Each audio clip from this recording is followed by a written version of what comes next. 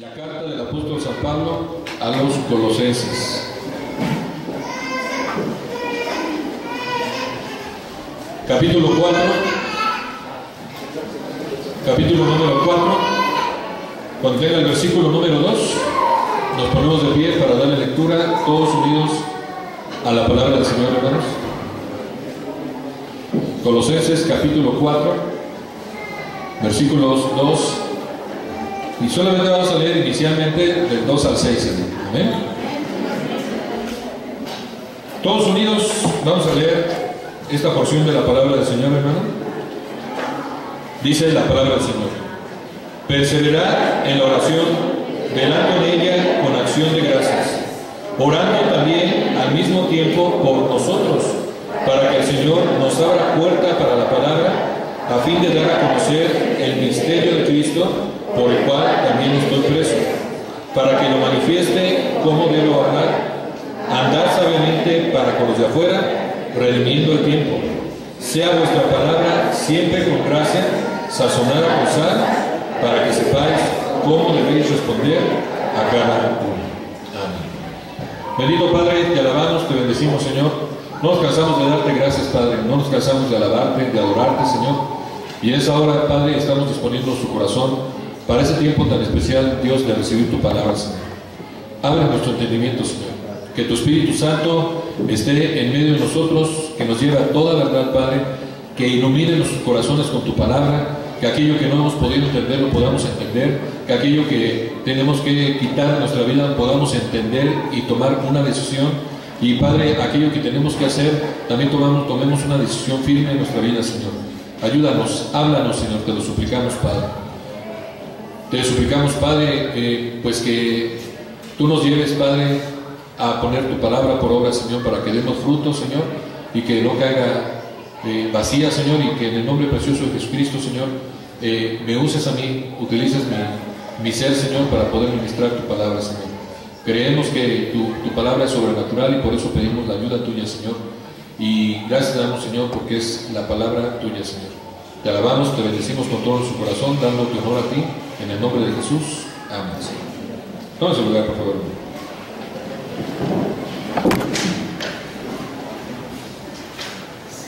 Esta carta de los Colosenses, hermano, tiene pues muchas cosas que llaman mucho la atención, hermano. Primeramente porque es una de las cartas, de varias de las cartas, donde el apóstol Pablo está escribiendo estando preso, hermano. Filipenses es otra de esas cartas que también llama mucho la atención por la palabra que se repite constantemente, que es el gozo, ¿no? Filipenses. Aquí hay dos palabras que se repiten constantemente. Una de ellas es oración y otra de ellas es sabiduría. Esta carta, hermano, también llama mucho la atención porque esta no es una iglesia que haya fundado el apóstol San Pablo. Pablo no fundó esta iglesia, hermano. La fundó una persona con la que él está en prisión, que casualmente llegó ahí a la prisión con él, ¿no? De esas casualidades de Dios, ¿verdad? Que no son casualidades, hermano. Y esa persona se llama Epafras, hermano. Ahí en el capítulo 4, en el que estamos, en el versículo 12, lo menciona, ¿no? Le saluda Epafras, el cual es uno de ustedes, ¿no? O sea, uno de los colosenses, siervo de Cristo, siempre rogando encarecidamente por vosotros en sus oraciones, para que estén firmes, perfectos y completos en todo lo que Dios quiere. Y lo que dice aquí el apóstol Pablo es que este siervo que estaba ahí con él oraba por la iglesia. ¿Quién era Epafras? Dice Colosenses capítulo 1, nuevamente lo menciona ahí, en el versículo 7.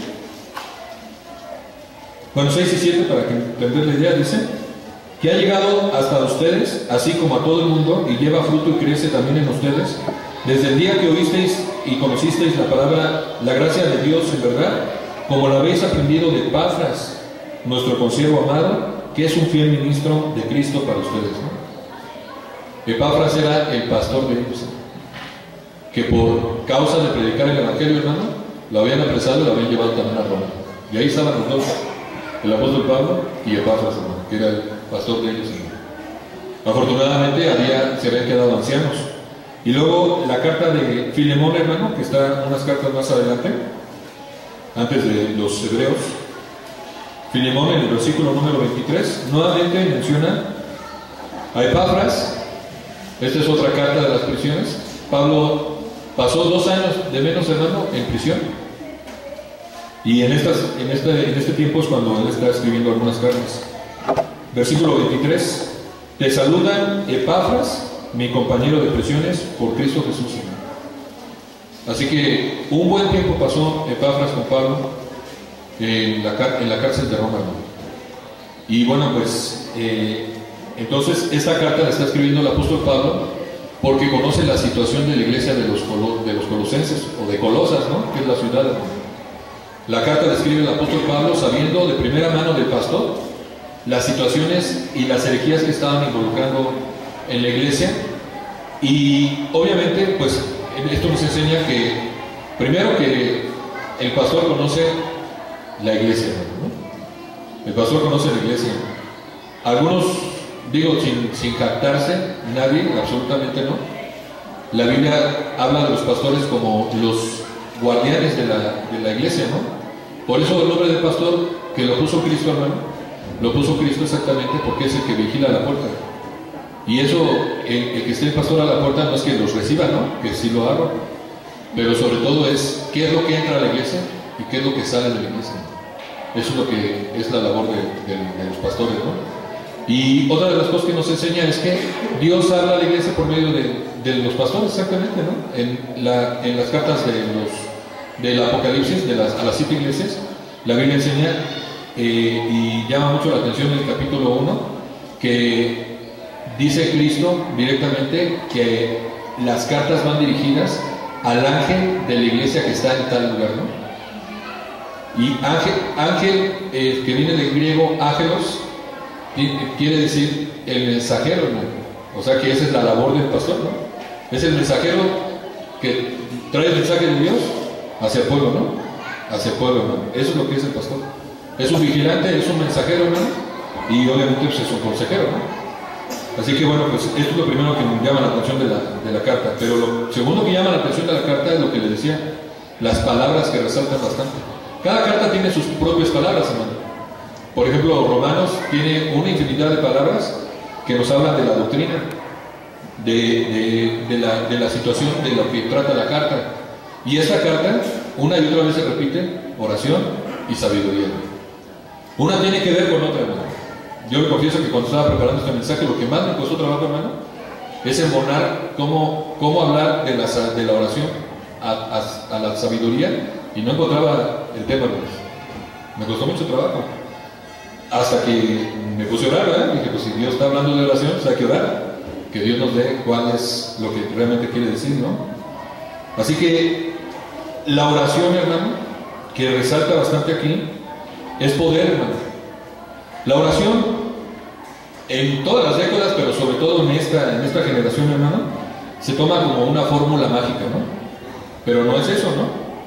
No puede ser solamente vanas repeticiones llenas de formalismo, con la frase mágica al final de en el nombre de Jesús, ¿no? Amén. ¿Verdad? Porque algunos pensamos que esa es la oración, hermano, que cree que no. Sino que la oración debe de nacer de una relación vigilante con Dios, hermano. Una relación viva y dependiente con nuestro Dios y con nuestro prójimo. De ahí viene la oración, ¿no? Y esta relación da como resultado inicial el ser grato a Dios, o sea, el ser agradable y ser agradecido con Dios, ¿verdad? En eso parte la oración, que al final de cuentas podríamos decir que es comunicación, hermano. Comunicación quiere decir que hay un emisor, hay un receptor y hay un mensaje, ¿verdad? Que el receptor manda hacia el emisor y el emisor contesta hacia el receptor, ¿no? O sea que es una comunicación interactiva. Eso es lo que debe ser la oración, hermano. Algunas veces pensamos que la oración es solamente pedir. Pues no, no nada más es eso, ¿verdad? Una de las cosas más maravillosas que Él nos ha dado es el privilegio de la oración misma, hermano. Miren, no sé si usted se ha puesto a pensar qué privilegio tenemos para poder hablar hacia Dios y que Él, siendo tan pequeño nosotros, hermano, siendo como manchitas, como nada, ¿no? inclina su oído para escucharnos. ¿Qué diferencia de la gente encumbrada, ¿no? De los políticos que luego no hay manera de hablar con ellos, ¿verdad? No hay manera de hablar con ellos más que en las campañas, claro. En las campañas aparece todo el mundo, ¿no? Pero ya cuando están en el poder, ¿cómo hablar? Le manda uno una carta al presidente, pues quién sabe si llega, ¿verdad? No sabemos, pero fíjense, el dueño, el rey de todo el universo, hermano, nos ha dado el privilegio de la oración para poder comunicarnos con él. Y eso es lo que tenemos que estar agradecidos, ¿verdad? Tenemos que estar agradecidos por eso. El privilegio de podernos acercar de una manera muy especial al trono de la gracia, que está abierto en el nombre de Jesucristo, hermano. Eso es lo que Cristo ha ganado por nosotros, como dice Hebreos 4:16, hermano. Se lo voy a leer aquí rápidamente. Acerquémonos, pues, dice, confiadamente al trono de la gracia, para alcanzar misericordia y hallar gracia para el oportuno socorro. El autor de la carta de los Hebreos, hermano, está diciendo que hay un trono de gracia, hermano.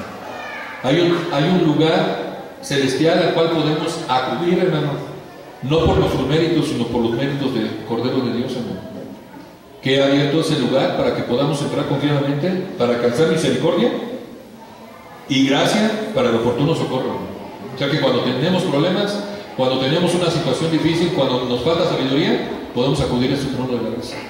Tenemos que emplearlo. ¿Se da cuenta? Tenemos que emplearlo. Así que debemos acercarnos habitualmente a Dios de una manera correcta, hermano, con un corazón sin lealtades vividas, ¿no? Y con plena certidumbre de que Dios está escuchándonos. Eso es la oración. Las oraciones que encontramos en la Biblia tienen propósitos específicos, hermano. No sé si se ha dado cuenta que la Biblia está llena de oraciones, de gente que estaba orando, de gente que estaba hablando con Dios y que Dios le respondía. Hay varios salmos así, hermano. Esa es la oración, ¿no? Pero el primero de los beneficios es que redundará en nuestro beneficio como hijos, ¿no? O sea que ya es un beneficio poder orar, hermano, y que al orar nosotros como hijos podemos crecer y podemos crecer en esta relación con Dios. Por eso, pues, todo creyente debe analizar su relación con Dios respecto a su vida de oración.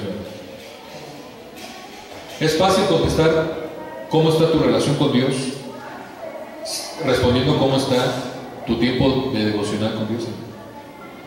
Si usted ora, si usted tiene un hábito de orar, si usted pone esto en primer lugar, así estará Dios en su vida también.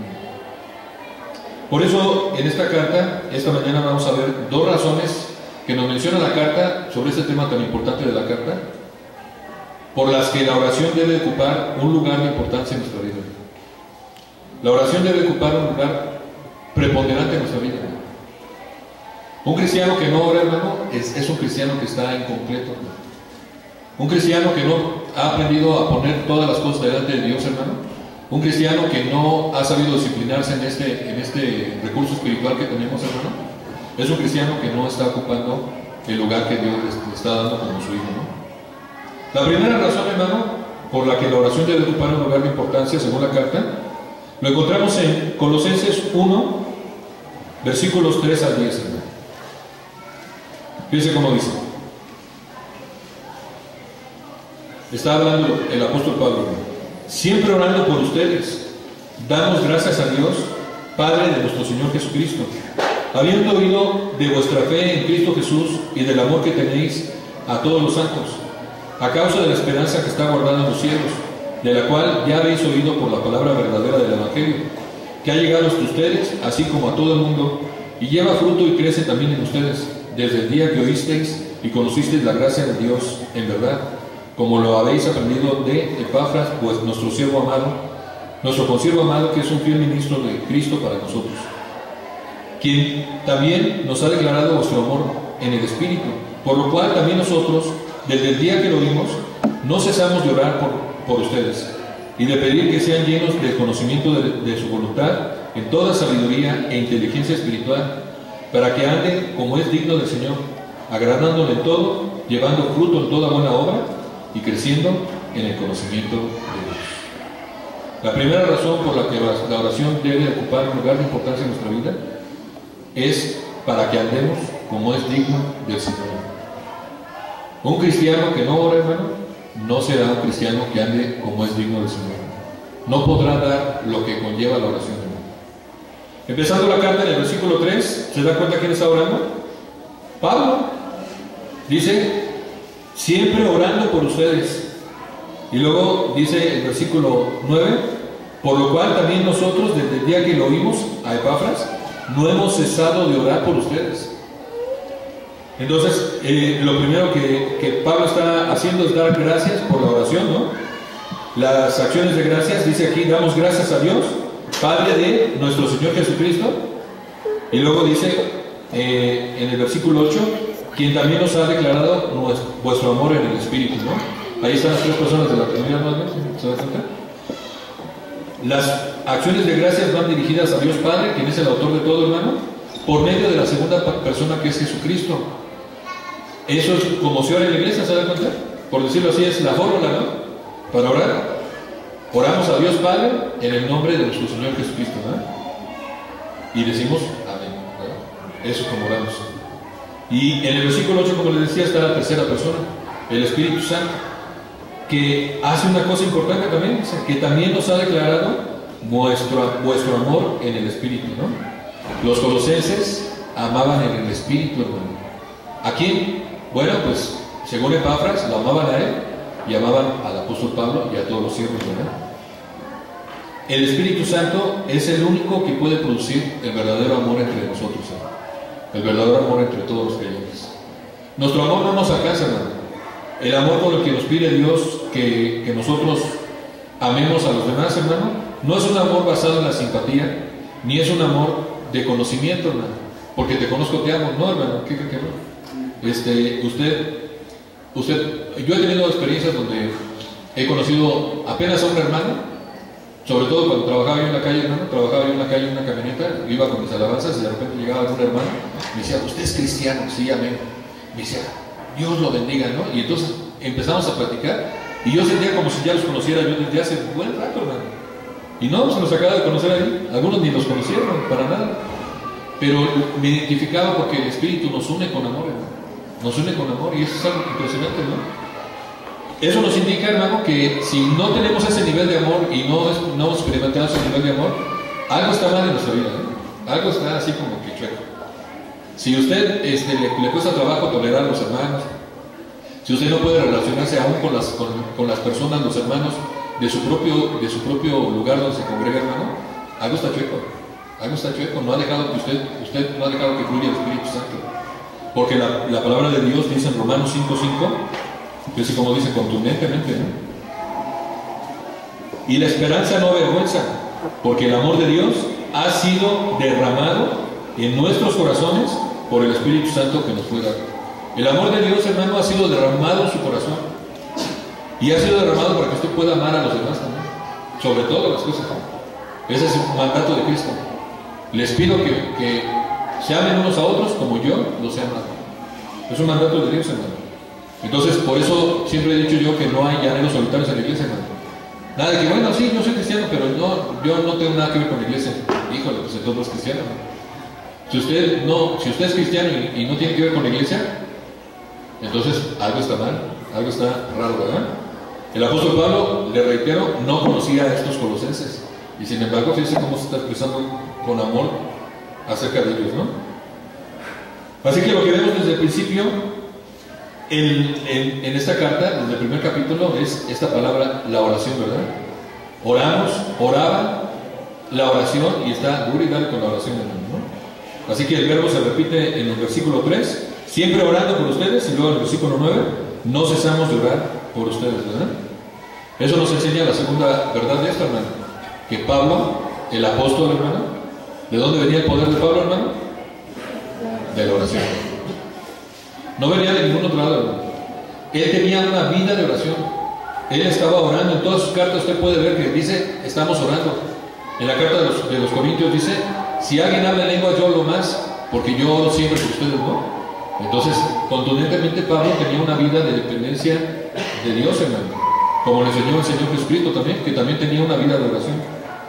Así que quien quiera ser usado por Dios como el apóstol Pablo, o como Cristo, o como cualquier siervo, hermano, pues necesita ponerse a orar. Necesita ponerse a orar. Así que en la oración de Pablo, según lo que dice aquí a partir del versículo 9, ¿no? Hay dos propósitos, hermano, para lo que es la oración, ¿no? Primeramente, para ser llenos de la voluntad de Dios y de toda sabiduría e inteligencia. Y la segunda es para andar como Dios se merece, ¿no? Para andar como Dios se merece. Viendo ese primer propósito, hermano, hay ciertas palabras en el griego que tienen una gran importancia, hermano.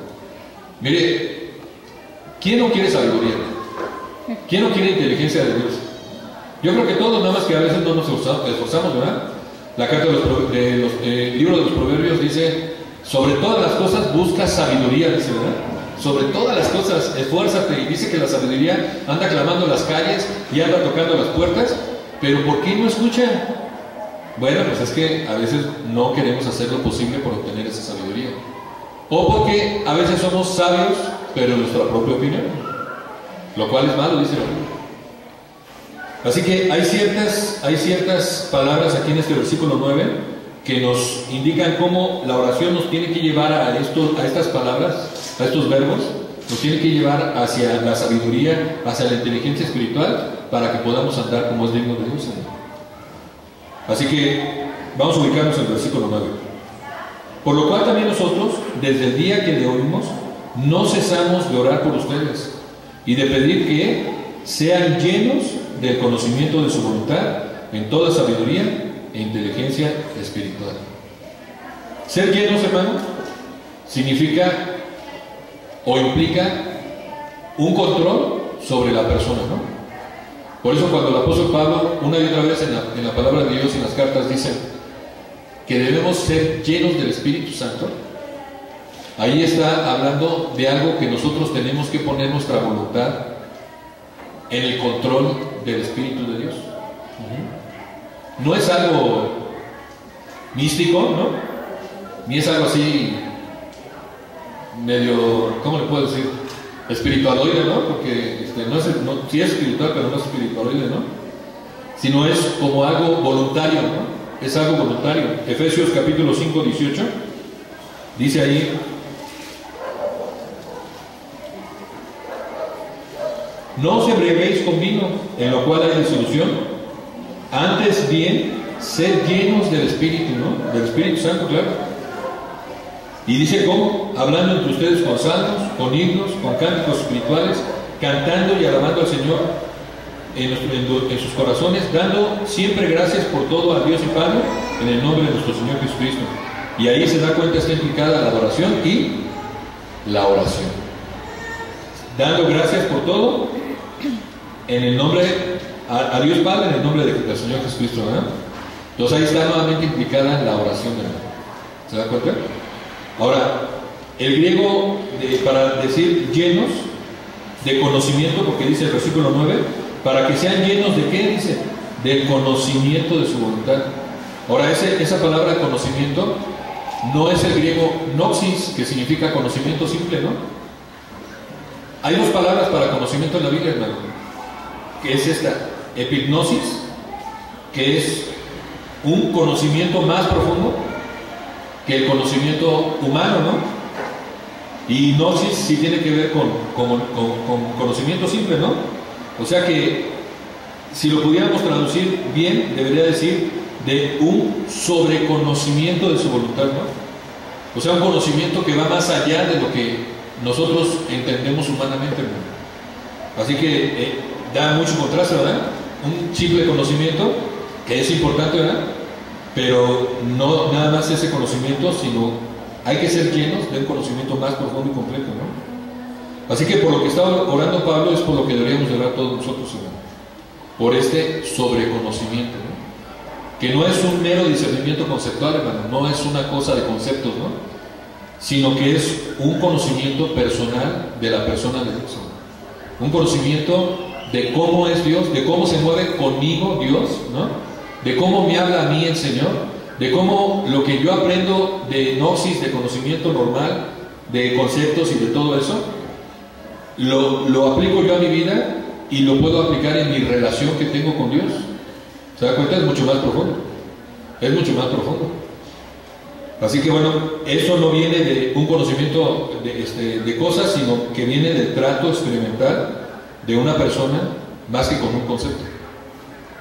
Ahora la base de Jesús San Romero que dice, más que un concepto, ¿no? Quiero que sea real en mi vida. Y de eso se trata, hermano, de eso se trata. Pablo está orando para que los creyentes no solamente tengan el conocimiento de las cosas, sino que puedan tener un sobreconocimiento de lo que es Dios y cómo se mueve personalmente en uno. En eso se basa la vida cristiana. Podríamos conocer toda la Biblia sin conocer al autor de la Biblia, pero afortunadamente esto viene del Espíritu de Dios, que nos está revelando cómo es Cristo, y en la relación que tenemos y el contacto que tenemos con la palabra y con la oración nos da realmente el conocimiento personal, ¿verdad? Por eso Dios actúa de diferentes maneras con cada uno de nosotros, ¿no se ha dado cuenta? Como actúa conmigo, no necesariamente va a actuar contigo, hermano. Como me funcionó a mí algo, no necesariamente le va a funcionar a usted algo. Pero si lo dice la palabra, sí nos va a guiar a todos con sus métodos de Dios personalmente en ese conocimiento, a todos a una misma meta, ¿no? Y eso es lo más interesante de Dios, que es un Dios personal, ¿verdad? Así que bueno, estamos hablando de conocer la voluntad de Dios, dice nuevamente ahí la parte B del versículo 9, y pedir que sean llenos del conocimiento de su voluntad. Esto es más que hablar y pedir cosas a Dios, hermano. El conocer la voluntad de Dios es estar atentos al mensaje que Dios tiene para mí, al mensaje que Dios tiene personalmente en la predicación para mí, ¿verdad?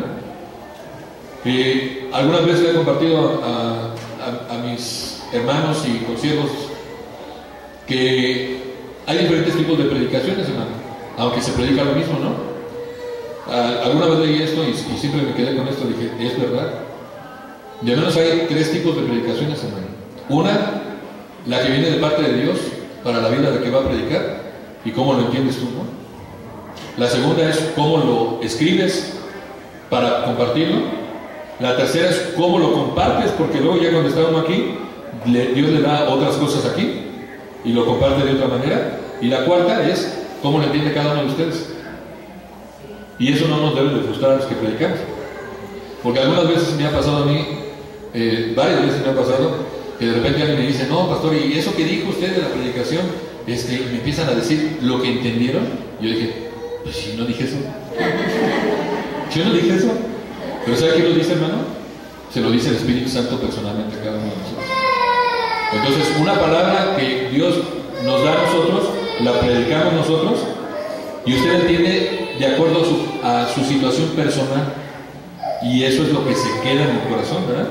Algunos sí son muy duchos y anotan las predicaciones y entienden cuál es el mensaje central, pero de ese mensaje central y de ese esqueleto del sermón, como le llamamos nosotros, Dios le habló a cada quien personalmente.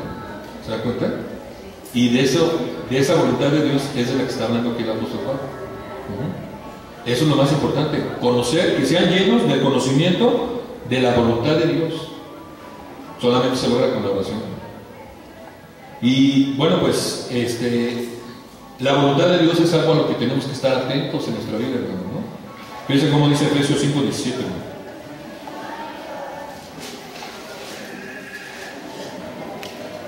Por tanto, no sean insensatos, sino entendidos de cuál sea la voluntad del Señor.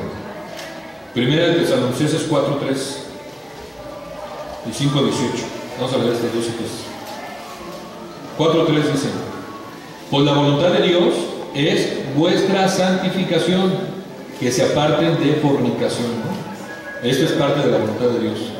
5:18: dad gracias en todo, porque esta es la voluntad de Dios para con vosotros en Cristo Jesús. Entonces, ¿cuál es la voluntad de Dios para su vida, hermano? Dios, de manera personal, a través de esta llenura del conocimiento, del sobreconocimiento, y a través de la oración, Dios nos las va revelando a cada uno de nosotros. Por eso es importante la palabra del Señor. Y pedir que seáis llenos, nuevamente el versículo 9, que seáis llenos del conocimiento de su voluntad, en toda sabiduría e inteligencia espiritual.